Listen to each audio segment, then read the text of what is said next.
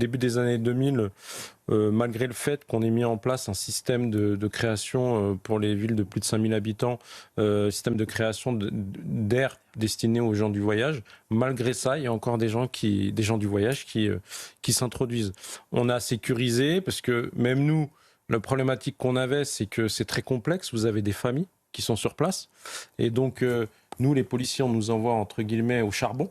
Donc, on arrive en unité. C'est pour ça que je suis surpris, même s'il y a du bon, du mauvais dans cette intervention du maire, je suis surpris qu'il soit seul. Mais nous, on intervient à au moins une vingtaine ou une trentaine de policiers sur ce type d'affaires. Ça ne veut pas dire...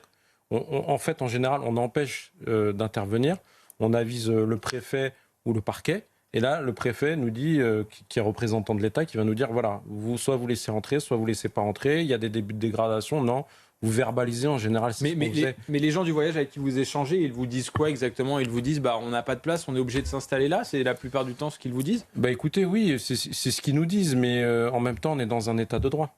Donc, soit à un moment, les lois sont valables pour tout le monde, soit elles ne sont pas valables pour tout le monde. Et à force de laisser faire, on en arrive dans ce cas-là, c'est-à-dire que vous vous retrouvez avec un maire qui a eu très bon réflexe de filmer, qui a eu très bon réflexe de faire état de sa qualité, parce que c'est une circonstance aggravante pour l'agression. C'est pas une grande histoire d'amour entre les gens du voyage et les policiers, oui. Parce qu'ils savent qu'on va les empêcher, eux et leurs familles, après très souvent une longue route, de s'introduire illégalement sur un terrain. Donc tout ce qui a...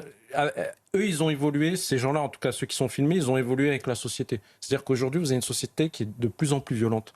Donc vous exposez, que ce soit les forces de l'ordre, les maires, les polices municipales ou les gendarmes, à une violence qui est de plus en plus accrue. On voit qu'il y a clairement des dégradations.